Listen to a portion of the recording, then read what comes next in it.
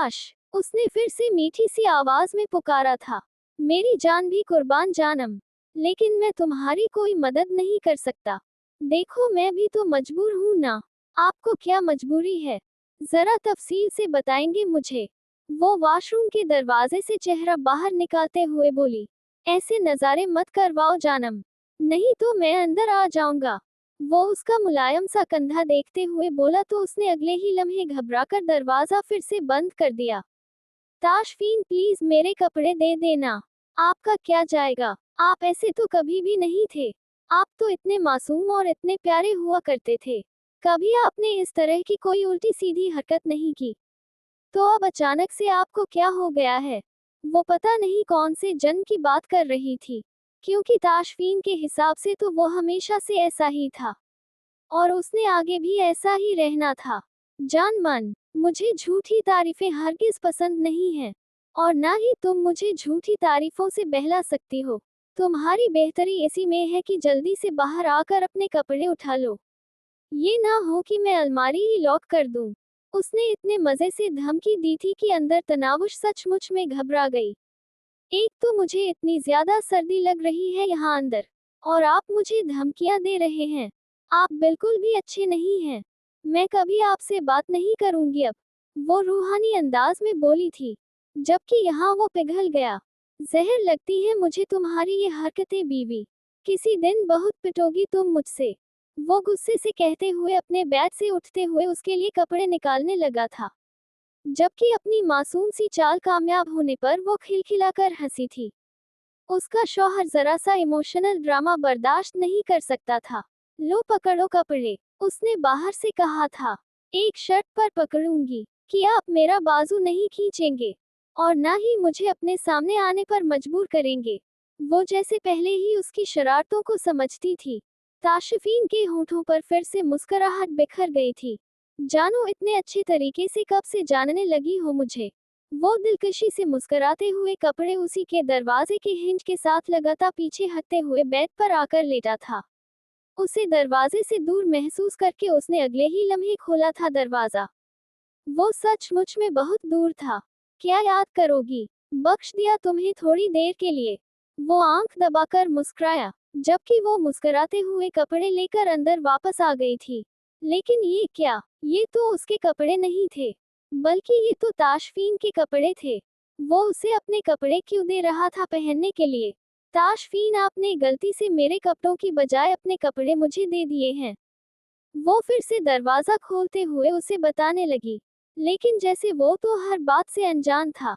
Nightie पहनने में problem है ना, मेरे कपड़े पहनने में तो कोई प्रॉब्लम नहीं होनी चाहिए तुम्हें। वो कंधे उचकाकर बोला था, और साथ ही कानों में हेडफोन्स लगा लिए, ताकि वो उसकी अगली कोई भी बात सुन ना सके। वो कुछ बोल तो रही थी लेकिन म्यूट, फिर बोल बोल कर खुद ही दरवाजा बंद कर गई। वो कपड़े चेंज करके बाहर आई तो वो सुकून से बेड पर लेटा हुआ अपना फोन यूज कर रहा था। मुझे आपके साथ एक बेड पर नहीं सोना, और ना ही मैं आपके साथ ये बेड शेयर करूंगी। वो उसकी तरफ देखते हुए बोली तो उसने एक नजर उसे देखकर आईब्रो उचकाए, जैसे पूछ रहा हो कि अब क्या तकलीफ है। देखिए मैं आपके साथ ये रिश्ता ही नहीं रखना चाहती, तो फजूल में आपके साथ किसी तरह की कोई फॉर्मेलिटी भी नहीं निभा सकती, और ना ही आपकी बीवी होने का रोल अदा कर सकती हूँ।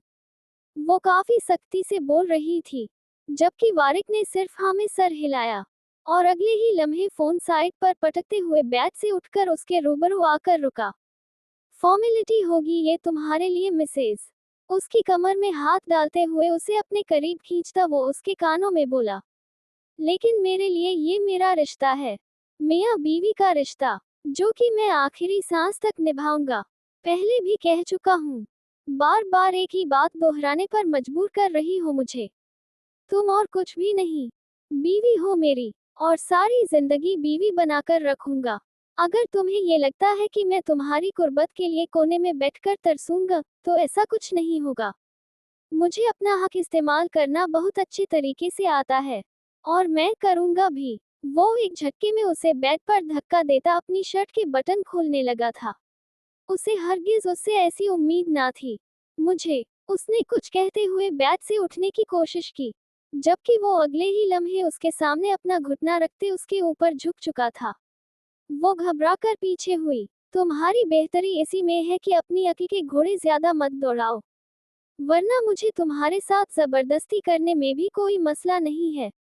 तलाक तो मैं तुम्हें कभी नहीं दूंगा, कभी भी नहीं। तुम चाहे अपनी मर्जी से ये रिश्ता निभाओ या जबरदस्ती, मुझे फर्क नहीं पड़ता, लेकिन तुम मेरी बीवी हो। तुम्हारे जिस्म पर, तुम्हारी रूह पर सिर्फ मेरा हक है, और किसी की बातों में आकर मैं तुम्हें खुद से ये हक छीनने नहीं दूंगा। तो क्या आपकी नज़र में मेरी मर्जी की कोई अहमियत नहीं है? वो चिल्लाई थी, लेकिन उसके होठों पर हाथ रख के अगले ही लम्हे उसने उसका मुंह बंद कर दिया था। क्या कहा था तुमसे? इस कमरे से तुम्हारी आवाज बाहर नहीं जानी चाहिए। लगता है तुम्हें मेरी बात एक दफा समझ में नहीं आती। दिमाग मेरा खराब था जो तुम्हें मोहब्बत से समझा रहा था, लेकिन तुम मोहब्बत के काबिल ही नहीं हो मायरा। इस सारे किस्से में मैं सिर्फ एक जगह गलत था, और अपने किए की माफी मैं मांग चुका हूँ। अब मुझे कोई गिल्ट भी नहीं है, और बाकियों के बारे में तुम क्या सोचती हो क्या नहीं, मुझे फर्क नहीं पड़ता, और ना ही आगे कभी पड़ेगा। मैं तुम्हें यहाँ अपनी बीवी बनाकर लाया हूँ, और बीवी बनाकर ही रखूंगा। तुम्हें मेरे साथ ये बेड भी शेयर करना पड़ेगा, और अपना आप भी। उसकी गर्दन पर झुकते हुए वो जा बजा अपनी शिद्दतों के निशान छोड़ने लगा था। मायरा जो उसे रोकना चाहती थी, उसे खुद से दूर रखना चाहती थी, उसकी बाहों में बेबस होकर रह गई थी। उसकी शिद्दतों भरा अंदाज वो सारी रात सहती रही। उसने पूरी रात उस पर तरस ना खाया, सारी रात अपनी दीवानगी उस पर निछावर करता गया। वो उसकी पनाहों में बिखर कर रह गई थी। वो सारी रात उस पर अपनी शिद्दतें निछावर करता रहा। उसने एक लम्हे के लिए भी उसे सोने ना दिया था। आज रात वारिक इब्राहिम ने उसे अपनी शिद्दतों से, अपने अंदाज से बताया था कि उस पर सिर्फ वो अपना हक रखता है, जिसे वो हर तरह से इस्तेमाल भी करेगा। उसके कपड़े पहनकर वो बाहर निकली तो पहले तो ताशफीन की हंसी निकल गई। उसने 3 दफा उसकी पेंट को नीचे से फोल्ड करके रखा था, लेकिन फिर भी वो उसके पैरों से नीचे ही आ रही थी, जबकि शर्ट घुटनों तक थी। ओ मेरा बच्चा, कितना क्यूट लग रहा है। वो हंसते हुए उठकर उसके पास आया था, जबकि वो मुंह बेसुरे फूले फूले गालों के साथ बहुत क्यूट लग रही थी। जाएं, सब पता है मुझे, जानबूझकर किया है आपने। जाएं उधर, मैं अपने कपड़े निकालने जा रही हूँ। उसके सीने पर हाथ रखते वो उसे खुद से दूर करती नाराजगी से अलमारी की तरफ भगी थी, जबकि वो उसका हाथ पकड़कर उसे अपने करीब खींचते हुए अगले ही लम्हे अपनी बाहों में उठा चुका था। तो जानू, मैंने कब कहा कि मैंने जानबूझकर नहीं किया? मैं तो खुद तुम्हें अपने कपड़ों में देखना चाहता था। कितनी प्यारी लग रही हो तुम, बिल्कुल छोटा सा क्यूट सा भालू। और मैं अब इस क्यूट से भालू को बहुत प्यार करने वाला हूँ। वो उसे बेड पर लिटाते हुए मोहब्बत से कहता उसके चेहरे पर अपने होठों से मोहर सबत करने लगा, जबकि उसके मोहब्बत भरे अंदाज पर मुस्कुराते हुए उसने उसके गिर्द अपनी नाजुक सी बाहों का हिसार बनाया था, और अपनी आंखों को बंद करते हुए उसकी मोहब्बत की फुहार को महसूस करने लगी। आप मुझसे कितना प्यार करते हैं ताशफीन। एक दूसरे की कुर्बत में हसीन लम्हे एक दूसरे के नाम करके वो उसके चेहरे को मोहब्बत पाश नजरों से देख रहा था, जबकि वो शर्माई शर्माई सी उसकी पनाहों में पड़ी उसकी निगाहों से बचने की नाकाम कोशिश कर रही थी, जब अचानक ही उससे सवाल कर बैठी। उसके सवाल ने ताशफीन के चेहरे पर मुस्कुराहट बिखेर दी थी। थोड़ी देर पहले उसने बारिश की हसीन बूंदों के साथ ही उससे अपनी मोहब्बत का इकरार किया था। आखिर उसने इस मगरूर शख्स को खुद से मोहब्बत करने पर मजबूर कर ही दिया था। वो उससे प्यार करने लगा था, उसे चाहने लगा था। कितना खुशकिन एहसास था ये कि वो उसकी मोहब्बतों के काबिल बन गई थी। तुम्हें क्या लगता है, कितनी मोहब्बत हुई होगी मुझे तुमसे? उसने मुस्कुराते हुए उसे अपने करीब किया था। मुझे क्या पता, मोहब्बत तो आपको हुई है ना मुझसे, उसने मुस्कुराते हुए कहा। अच्छा, तो तुम नहीं करती मुझसे प्यार? उसने उल्टा सवाल किया था। नहीं, मुझे तो कुछ खास नहीं है। वो शरारत से हंसी, और फिर हंसती चली गई। अच्छा, तो कुछ खास नहीं है, तो फिर यूं हंस क्यों रही हो? बल्कि हंसी को छोड़ो, तुम इतनी सुर्ख क्यों हो रही हो? उसके गालों के बाद उसके तिल पर अपनी शिद्दत दिखाते हुए वो उसे अपने सीने में मुंह छुपाने पर मजबूर कर गया। मुझे नहीं पता। खबरदार जो मुझसे कुछ भी पूछा। वो उंगली दिखाते हुए वार्न करने लगी, जबकि वो कहा लगाता एक बार फिर से उसके होश उड़ाने लगा था। सुबह उसकी आंख खुली तो वो बेड पर बिल्कुल खामोश लेटी हुई थी। वो जाग रही थी और छत को घूरे जा रही थी। वारिक ने एक नजर उसे देखा। उस वक्त उसका कोई इरादा ना था उसके नखरे बर्दाश्त करके उसे अपने सर पर चढ़ाने का। रात को उन दोनों के दरमियान जो कुछ भी हुआ था, उसमें कुछ गलत नहीं था। कम अज कम वारिक की नजर में तो बिल्कुल भी नहीं। वो अपने और उसके रिश्ते को किसी बेवकूफी की नजर नहीं होने दे सकता था। उसके करीब से उठते हुए वो वॉशरूम में बंद हो गया। वापस आया तो भी वो इसी तरह लेटी हुई थी। अब पता नहीं वो किस चीज का सोग मना रही थी। वारिक को उसकी खामोशी पर बहुत तेश आया। अब अगर उसका इरादा उसे रात को लेकर उसे किसी गिल्ट में मुब्तला करने का था, तो ऐसा कुछ भी नहीं होने वाला था। ये बात वो उसे साफ अल्फाज में बताने का इरादा रखता था। रात को जो कुछ भी हुआ है, वो हमारे दरमियान पहली दफा नहीं हुआ। इसीलिए ये ड्रामेबाजियां बंद करो और उठो, जाकर मेरे लिए नाश्ता बनाओ और वापस आकर अपने ऑफिस जाने की तैयारी कराओ। एक और बात, ऑफिस में तुमने जैसे भी रहना है, वो तुम्हारी मर्जी है, लेकिन इस घर में तुम मेरी बीवी हो, ये बात तुम भूल नहीं सकती। और ऑफिस में भी तुम मेरी बीवी हो, लेकिन बेहतर होगा कि वहां पर तुम मुझे ये बात याद ना दिलाओ, या रात से लेकर अभी तक ये ऑफिस जाने वाला भूत तुम्हारे सर से उतर गया है। वो आईने के सामने खड़ा अपना कोट पहनते हुए बोला तो मायरा ने एक गजली निगाह उस पर डाली। अच्छे से अंदाजा था मुझे, कल रात मेरे साथ जबरदस्ती इसीलिए तो की है आपने, ताकि मैं सिर्फ आपकी बीवी बनकर इस घर तक महदूद हो जाऊं। लेकिन ऐसा कुछ भी नहीं होने वाला वारिक साहब। अपने बाप की जायदाद पर तो मैं आप लोगों को कब्जा करने नहीं दूंगी। ऑफिस तो मैं जरूर जाऊंगी। वो एक लम्हे में सीधी होते हुए बोली थी, जबकि वारिक एक नजर उस पर डालता फिर से आईने की तरफ मुतवज्जा हो गया, जैसे उसकी बात इतनी ही गैर जरूरी हो जितना उसने रिएक्ट किया है। मैंने सिर्फ ऑफिस चलने के लिए ही नहीं, अपने लिए नाश्ता बनाने के लिए भी कहा है। बीवी भी बनाकर रखूंगा और ऑफिस में भी लेकर जाऊंगा जानू। तुम्हें घर तक महदूद कोई नहीं करेगा। जाओ जाकर नाश्ता बनाओ। वो उसके करीब आते हुए उसका गाल थपथपाते हुए बोला, मुझे नाश्ता बनाना नहीं आता और मैं आपकी मुलाजमा नहीं हूँ जो आपके काम करूंगी। वो उसका हाथ खुद से पीछे हटाते हुए कहती वॉशरूम की तरफ जाने लगी। लेकिन उसने जितनी जल्दी दिखाई थी, वारिक ने उतनी ही तेजी से उसका बाजू पकड़कर उसे अपनी तरफ खींचा था। ना जानू मानना, ये नखरे नहीं चलेंगे। अगर नाश्ता बनाकर नहीं दे सकती, तो अपने होठों से नाश्ता करवाना पड़ेगा। तुम्हारे हक में बेहतर ये है कि तुम नाश्ता बनाना सीख लो, वरना मेरी शिद्दतें बर्दाश्त करना वैसे भी तुम्हारे बस की बात नहीं। और मैं भूखा रहने का आदी नहीं। वैसे रात को मैं जरूरत से ज्यादा बहक गया था, तो दुपट्टे का खास ख्याल रखना मेरा। नहीं ख्याल कि तुम मेरी मोहब्बतों के निशान अपने अजीजो जान चाचा को दिखाना चाहोगी। वो उसकी गर्दन में मुंह छुपाता एक शौक शिद्दत भरी जुर्रत कर गया। पीछे हटे आप। उसने उसे धक्का मारने की कोशिश की थी, लेकिन उसकी अपनी नाजुक जान हिलकर रह गई। सामने कोई असर ना हुआ। नाश्ता बनाकर लाओगी या मैं तुम्हारे होठों से अपनी तो ऐसे खड़े खड़े बनाऊंगी क्या? जाने देंगे तो बनाऊंगी ना। मुझे फ्रेश होना है पहले। वो फाड़ खाने वाले अंदाज में बोली तो वारिक के होठों पर मुस्कुराहट बिखर गई।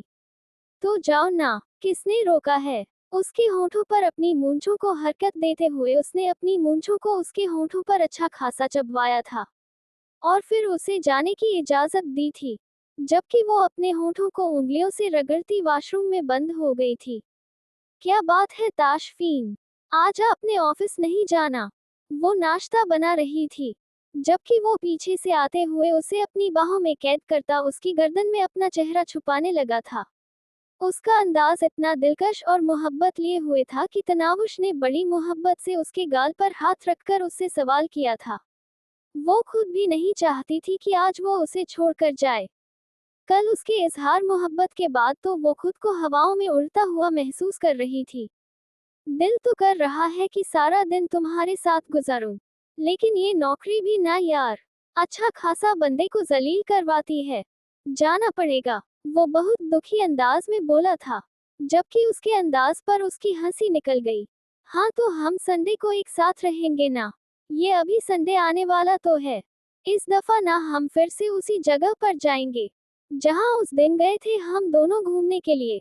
वो प्लान बना रही थी, जबकि वो तो बस उसका मासूम चेहरा देखकर फिदा हो रहा था। जहां तुम कहो कि वहां जाएंगे। उसके चेहरे पर झुकते हुए वो उसके होठों को अपने होठों की कैद में ले चुका था, जबकि वो तो अचानक इस उफ्ताद पर घबरा कर रह गई थी। वो उससे बातें कर रही थी और वो उससे रोमांस छाड़ रहा था। हद है ताशफीन, मैं बातें कर रही हूँ आपसे और आप हैं कि हद होती है किसी बात की। पीछे हटें, मैं नहीं बोलती आपसे। वो नाराजगी से बोली थी, जबकि वो बिना उसकी नाराजगी की परवाह किए उसका चेहरा अपने करीब करता एक बार फिर से पूरी शिद्दत से उसके होठों पर झुक गया था। अल्लाह अल्लाह ताशफीन, आप तो सांस भी नहीं लेने देते। क्या होता जा रहा है आपको? वो उसे पीछे करती उसकी निगाहों में देखकर बोली, जबकि वो एक बार फिर से उसके होठों पर झुक गया था। आशिक होता जा रहा हूँ तुम्हारा, दीवाना कर दिया है तुमने मुझे। वो उसे अपनी बाहों में कैद करते हुए इस दफा सचमुच में दुनिया भुला बैठा था, जबकि तनावुश उसके अंदाज पर परेशान हो गई, क्योंकि उस वक्त वो सचमुच में उसका दीवाना ही तो लग रहा था। मेरी बच्ची, मेरी जान, अब कैसी तबीयत है तेरी? वो किचन में आई तो अम्मा ने उसे देखते हुए पूछा था। मैं ठीक हूँ अम्मा, आपको ऐसा क्यों लगा कि मेरी तबीयत खराब है? वो उनके पास आते हुए पूछने लगी। बेशक वो यहाँ अपने मतलब के लिए आई थी, लेकिन अम्मा का मोहब्बत भरा अंदाज उसे अपनी तरफ खींचता था। वो चाहकर भी उनके साथ सख्त रवैया नहीं रख सकती थी। कल मैंने इतनी दफा तुझे पुकारा, लेकिन तू आगे से बोली नहीं, तो मैंने अंदाजा लगा लिया कि जरूर मेरी बच्ची की तबीयत ठीक नहीं होगी। और फिर वारिक ने मुझे बताया कि उसने तुझे डांटा है। तू ठीक से खाना भी नहीं खा रही थी। तुझे वारिक के साथ बाहर भेजा, तब भी तू उदास थी। जी अम्मा, कल सच में मेरा मूड बहुत खराब था, लेकिन अब मैं ठीक हूँ। वैसे भी जिसके पास आप जैसी मोहब्बत करने वाली माँ हो, उसे क्या हो सकता है। मैं वारिक के लिए नाश्ता बनाने आई हूँ, तो आप मुझे बताएं ना कि कैसे करना है। वैसे मुझे टोस्ट सेंकना आता है, लेकिन वो आपके लाडले को पसंद नहीं आएगा। हाँ मेरी जान, ऐसा ही है। वो सुबह सवेरे सिर्फ पराठा खाता है। आज मैं तुझे खुद पराठा बनाना सिखाऊंगी। कल से तू बनाना, बल्कि ऐसा कर, मेरे साथ साथ कोशिश कर, तुझे भी आ जाएगा। अम्मा ने उसे अपने साथ लगाते हुए कहा तो उसने मुस्कुराकर बिल्कुल उनके जैसा पराठा बनाने की कोशिश की थी। उनके जैसा तो ना सही, लेकिन वो कुछ हद तक बेहतर बना चुकी थी। कम अज कम वो खाने के काबिल तो था। उसने पराठा बनाकर सामने रखा। बहुत बेहतर ना सही, लेकिन वो पहले वाले पराठे से काफी अच्छा था। चाय साथ में अम्मा ने खुद बनाई थी, जिस पर उसे कोई एतराज ना था। उसके लिए इतना ही काफी था कि उसकी बीवी उसके लिए हल्की फुल्की कोशिश कर रही है। पराठे की एक साइड थोड़ी सी नकली थी, लेकिन उसे कोई मसला ना था उसे खाने में। उसने सुकून से नाश्ता शुरू कर दिया था, बिना कुछ भी कहे। उसका पराठा तारीफ के काबिल तो था नहीं, लेकिन उसने उसमें से कोई नुक्स भी नहीं निकाला था। उसके लिए इतना ही काफी था। इस हालत में चलोगी क्या मेरे साथ ऑफिस? वो उसकी तरफ देखते हुए बोला। मैं आपके साथ नहीं जाऊंगी, आपके बाद आऊंगी ड्राइवर के साथ। वो नाश्ता करते हुए सुकून से बोली, जबकि अम्मा खामोशी से उनकी बातें सुन रही थी। सदफ और खाला तो बस अभी अभी ही आई थी। क्यों क्यों जाएगी ये ऑफिस? सबसे पहला सवाल अम्मा की तरफ से आना चाहिए था, लेकिन खाला की तरफ से आया था। इसका दिल कर रहा है, घर बैठी बोर हो जाती है, इसीलिए ऑफिस ज्वाइन करना चाहती है। वैसे भी मूसा चाचा की सारी प्रॉपर्टी इसी ने तो संभालनी है। उसने इतने सुकून से कहा था कि सबको अच्छा लग गया, सिवाय अम्मा के। उसकी पूरी बात सुनने के बाद अम्मा नरमी से मुस्कुराई थी, जैसे वो हर चीज से पहले से ही वाकिफ थी। उसने एक नजर अम्मा को देखा, जिनके चेहरे पर कोई हैरानगी या परेशानी नहीं थी। मतलब सिर्फ वो ही ये समझ रही थी कि सब लोग उसकी पहचान से नावाकिफ हैं। बहुत अच्छी बात है। वैसे भी सारा दिन इसके पास करने के लिए कुछ नहीं होता। अहमद और छोटू आते हैं तो थोड़ा सा हंस बोल लेती है, वरना सारा दिन उधर उधर फिरती रहती है। ऑफिस जाया करेगी तो थोड़ा दिल बहल जाएगा। और फिर अपने बाप की जिम्मेदारियां भी तो उठानी है। आखिर कब तक वारिक और इब्राहिम उन जिम्मेदारियों को संभालें? अब वक्त आ गया है कि असल हकदार को उसका हक वापस कर दिया जाए। अम्मा आराम से बोली थी, जबकि वारिक ने मुस्कुराकर हाँ में सर हिलाया। सदफ और खाला तो कुछ बोलने के काबिल ही ना रही थी। उनके लिए झटका ही बहुत बड़ा था। वो तो इतने सालों से समझ रही थी कि वारिक की मंगेतर कहीं रूपोश हो चुकी है। उसकी उन्हें कोई खबर नहीं। उन्हें तो आज पता चला था कि मायरा वही लड़की थी जिसका बचपन से उसके साथ रिश्ता तय किया गया था, यानी मूसा खान की बेटी। मेरे साथ जाने में क्या प्रॉब्लम है तुम्हें? वैसे अच्छा है, दोनों एक साथ ऑफिस जाएंगे। वो उसकी तरफ देखते हुए परसुकून अंदाज में बोला था। उसका इरादा तो सुबह उसे अपने साथ ऑफिस लेकर जाने का था, लेकिन वो तो उसके साथ नहीं आना चाहती थी। मैं पूरी दुनिया में नशर नहीं करना चाहती कि मैं आपकी बीवी हूँ, वो मसरूफ अंदाज में बोली। अगर तुम्हें पता हो तो सारी दुनिया पहले से ही जानती है बेगम। मेरा वलीमा बहुत बड़े पैमाने पर हुआ है, उसने याद दिलाया था। और अगर आपको याद हो तो मैंने वलीमे में घूंघट पैरों तक ले रखा था। मुझे सिर्फ चंद एक औरतों ने ही घूंघट उठा उठा कर देखा था, वो भी जबरदस्ती। वो भी उसी के अंदाज में बोली, हाँ लेकिन फिर भी सबको बताने में क्या प्रॉब्लम है? उसे अभी तक ये बात छुपाने की वजह समझ नहीं आई थी। जब उसने उसे करीब झुकने का इशारा किया, वो अगले ही लम्हे उसके बिल्कुल करीब हो गया था। मैं नहीं चाहती कि आपका छिछोरा अंदाज ऑफिस में भी रहे, इसीलिए बेहतर है कि वहां आप मेरे बिजनेस पार्टनर बनकर रहें, ना कि शौहर। उसने शर्मीले से अंदाज में सरगोशी की थी। सदफ तो उसके अंदाज पर तप उठी थी, जबकि उसकी बात सुनकर वो दांत पीस कर रह गया।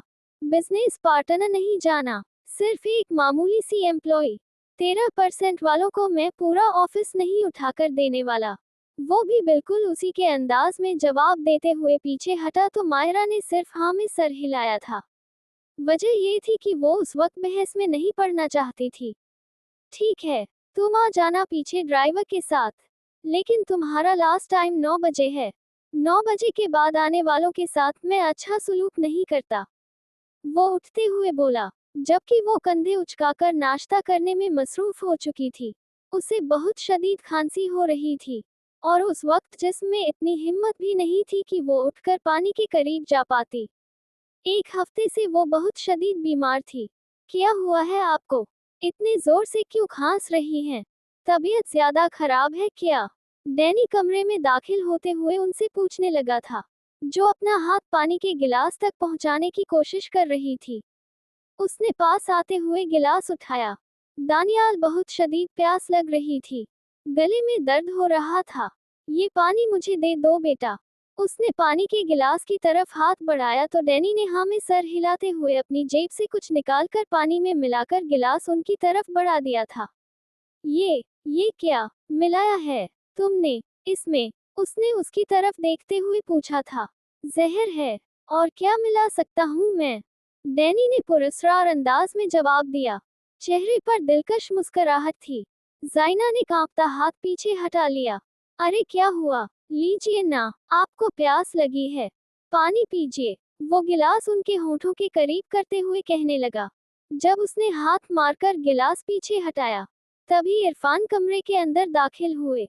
इरफान, तो तुम्हारा बेटा माँ मुझ जहर दे रहा है। उसने मेरे सामने इस गिलास में जहर डाला है, मैंने खुद देखा है। उसने अभी अपनी जुबान से कबूल किया है।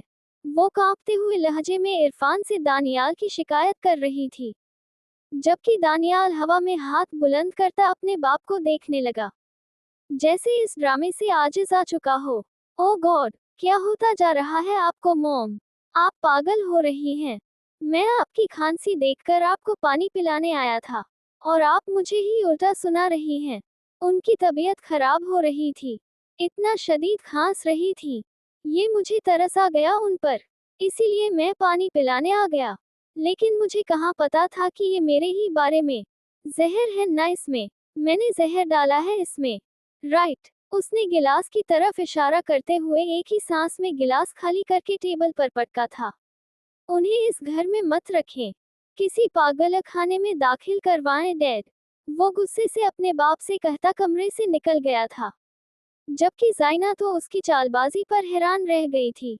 हद है जाइना, तुम्हारा दिमाग दिन ब दिन खराब होता जा रहा है। मेरा बेटा तुम्हें मारने की कोशिश क्यों करेगा? वो तुमसे इतनी मोहब्बत करता है। तुम्हारी खराब तबीयत को देखते हुए वो अंदर आया था। और तुम दोनों का रिश्ता कब ठीक होगा? वो नफी में सर हिलाते बाहर निकल गए थे। उन्हें उस वक्त दानियाल को मनाना था। बीवी से ज्यादा उन्हें हमेशा से अपना बेटा ज्यादा प्यारा था, जबकि जाइना बेबसी से वही प्यासी पड़ी रही।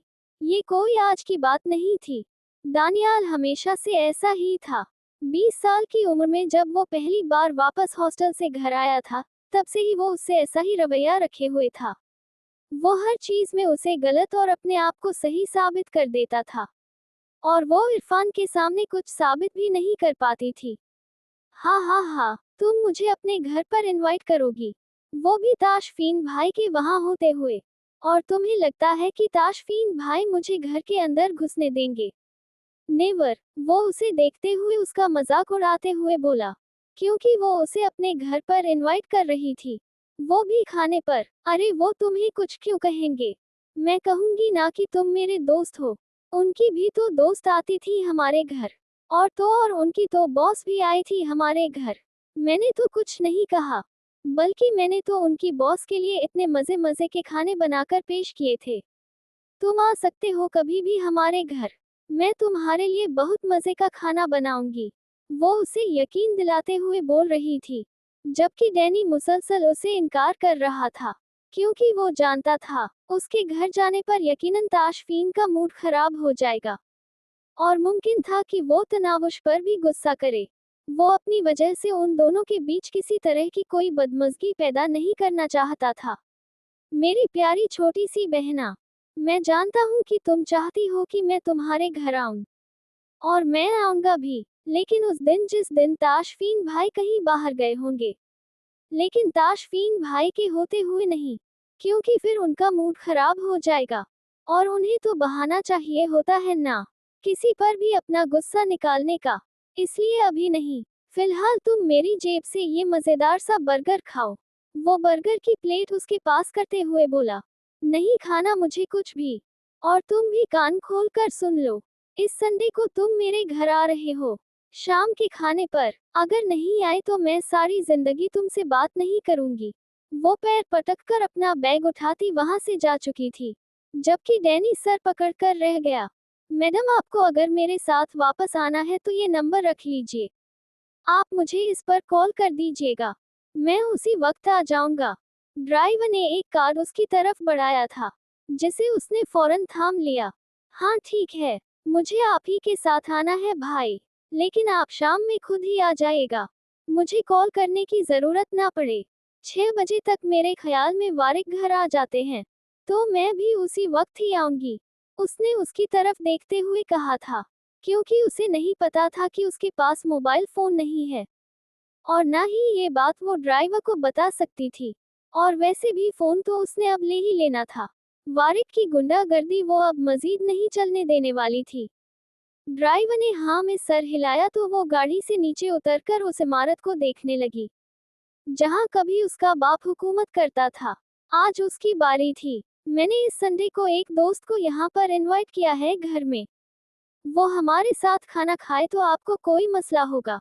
वो जैसे ही घर वापस आया तो पानी का गिलास देते हुए वो फूले फूले गालों के साथ उससे पूछ रही थी, मेरी जान मुझे क्यों कोई मसला होगा? तुम्हारे दोस्त तुम्हारे घर आए, इससे ज्यादा भला और खुशी की क्या बात हो सकती है? वो उसे थामकर अपने करीब करता अपनी बाहों में ले चुका था। हाँ बस मैं भी उसे यही कह रही थी, लेकिन इसके भी ना अजीब ड्रामे हैं। उसे लगता है कि उसका यहाँ आना आपको बुरा लगेगा। वो अब भी नाराजगी से बोल रही थी। यकीनन उसका गुस्सा अपने दोस्त के लिए था। मुझे कोई मसला नहीं है, बस उसे ज्यादा वक्त मत देना। तुम्हें पता है ना, संडे का वक्त सिर्फ मेरे लिए। वो उसकी गर्दन पर जा बजा अपने बोसों की बारिश करते हुए बोला तो वो खिलखिलाकर हंसी। गुदगुदी हो रही है मुझे। वो उसकी बाहों में सिमटते हुए बोली तो वो मजीद उसे अपने करीब करता बोसों की तादाद को बढ़ाने लगा, जबकि वो उसकी बाहों में कैद खिलखिलाती चली गई। कब कैसे कहाँ वो उसके इश्क में मुब्तला हुआ था, वो खुद भी नहीं जानता था। कल तक वो इस लड़की का नाम तक नहीं सुनना चाहता था, और अब उसके बिना सांस लेना भी दुश्वार होता जा रहा था। लेकिन वक्त कब क्या रंग दिखाए, कौन जानता है। यकीनन उनके इन खुशियों के लम्हात भी वक्त पर ही मुकर्रर थे। वो ऑफिस के अंदर उतरते हुए सबको अपनी तरफ मुतवज्जा कर चुकी थी। कुछ दिन पहले भी वो यहाँ आई थी, लेकिन तब उसने कहा था कि वो बदर खान के साथ है और उसकी मीटिंग का हिस्सा रहेगी, इसीलिए उसे सीधा मीटिंग रूम में पहुंचा दिया गया था। लेकिन आज ना तो यहाँ पहले बदर खान आया था और ना ही कोई ठीक से उसे जानता था, इसीलिए वो सबकी निगाहों का मरकज बनी हुई थी। वारिक इब्राहिम का ऑफिस किस तरफ है, वो वहाँ की सेक्रेटरी से पूछ रही थी। मैम, उनका ऑफिस यही है, लेकिन क्या आपकी अपॉइंटमेंट है उनके साथ? क्योंकि आज का दिन बहुत मसरूफ है। वो किसी से भी नहीं मिलने वाले थे। वो फाइल को चेक करते हुए बोली थी। शायद कहीं पर इस लड़की के साथ उसकी मुलाकात लिखी हो, लेकिन ऐसा कुछ भी नहीं था। मुझे किसी अपॉइंटमेंट की जरूरत नहीं, जाकर कहो उनसे कि मायरा आए है। वो गुस्से से उसे देखकर बोली थी, मतलब कि वो अपने ही शौहर से मिलने के लिए अपॉइंटमेंट लिया करेगी। सॉरी मैम, आप उनसे इस तरह से नहीं मिल सकती। पिछली दफा आपको अंदर जाने की इजाजत इसलिए दी गई थी क्योंकि बदर खान पहले ही आपके बारे में इन्फॉर्म करके गए थे, लेकिन आज आपके साथ उनकी कोई मीटिंग नहीं है, तो आप नहीं मिल सकती उनके साथ। आई एम सॉरी, आप इंतजार कीजिए। सर की मीटिंग खत्म होगी तो मैं उनको बता दूंगी कि कोई उनसे मिलने के लिए आया है। वो कहकर अपने काम में मसरूफ हो गई, जबकि मायरा का गुस्सा आसमान पर पहुंच चुका था। क्या मतलब है तुम्हारा? मुझे उनसे मिलने के लिए इंतजार करना पड़ेगा। जाकर कहो उनसे कि मायरा आए है। मुझमें और यहाँ के बाकी सब लोगों में बहुत फर्क है, क्योंकि मैं उनकी भी। वो बोलते बोलते चुप हो गई थी। जब उसने खुद ही कह दिया था कि वो ऑफिस में वारिक के साथ कोई रिश्ता नहीं निभाने वाली, तो फिर खुद ही उससे मिलने के लिए क्यों मर रही थी। ठीक है, फाइन, मैं इंतजार कर लूंगी। जब वो फारिग हो तो बता दीजिएगा उन्हें कि मायरा आई हुई है। तब तक मैं एक नज़र ऑफिस को देख लेती हूँ। आखिर अब यहीं पर रहना है तो एक नज़र देख लेना चाहिए। वो कंधे उचकाकर अपना बैग उठाती ऑफिस को देखने लग गई थी, जबकि सेक्रेटरी एक नज़र उसे देखती अपने काम में मसरूफ हो गई। फिलहाल उसका कोई इरादा ना था किसी के मुंह लगने का, वरना वो इस लड़की को जरूर बताती कि ये ऑफिस है, कोई पब्लिक पार्क नहीं, जहां वो अपनी मर्जी से घूम सके। और वैसे भी वारिक के ऑफिस में सीसीटीवी कैमरे लगे हुए थे। वो उसे हर तरफ घूमते देखकर खुद ही उसकी तबीयत साफ कर देने वाला था।